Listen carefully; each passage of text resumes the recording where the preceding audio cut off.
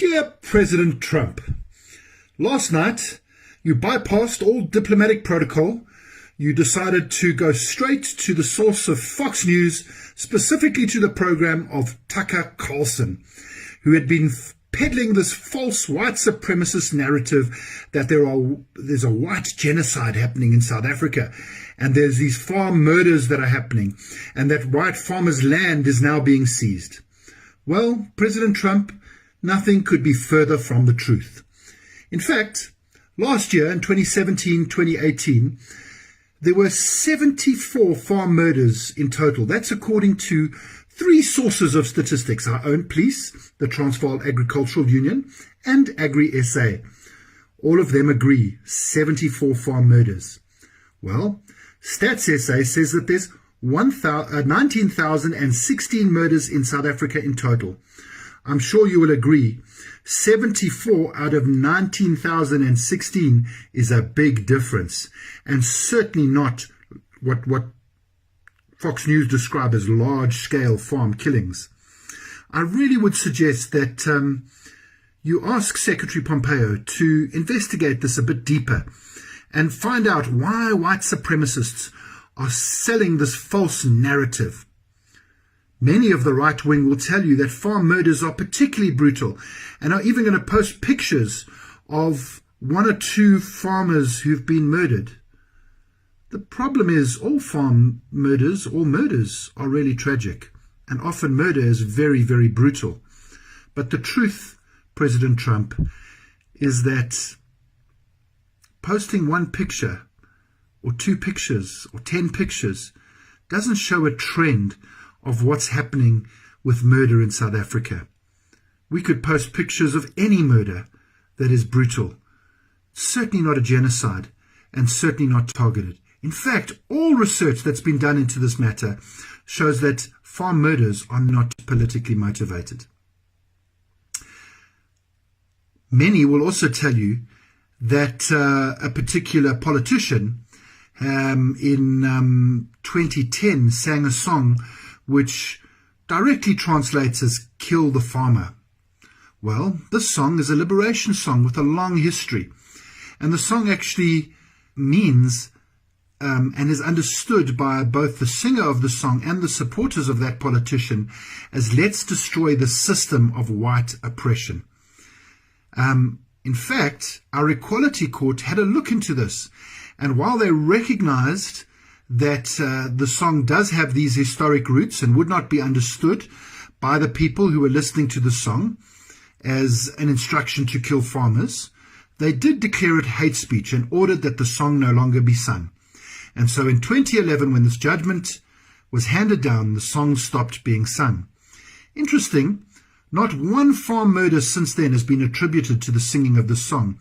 And in fact, farm murders have decreased since the judgment in 2011. In fact, farm murders are now at their lowest level ever. Certainly in the last 20 years of our democracy, farm murders have never been so low. Another right-wing conspiracy that they might tell you is that the same politician has said that we are not calling for the killing of white people, at least for now. Well, this politician has repeatedly explained what he meant by that statement, that if we don't deal with the racial inequality, the system of white supremacy, black people in South Africa may indeed at some point rise up in anger. He basically was saying we need to deal with the injustice, or we may have a situation of violence. In fact, in interviews, he goes on to say that I'm saying to you, under my leadership, we will not call for the slaughter of white people. I don't know those coming after me, he said. I will not speak for them. They are alarmists. They are crybabies. They're attention seekers. No one's going to slaughter them. The farm attacks are just an act of crime. It's not a genocide on white people. We are concerned, he continued. Even in the farms where black workers are being killed, should we now be alarmists and say there's a genocide of black people? No, this is normal crime.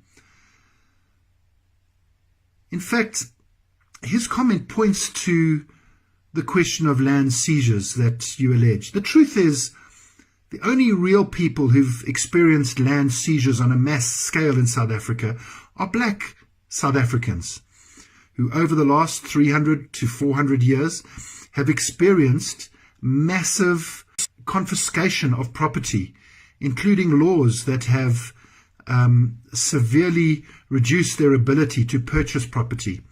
In fact, in 1994, 83% of South Africa's land was only able to be owned by white people.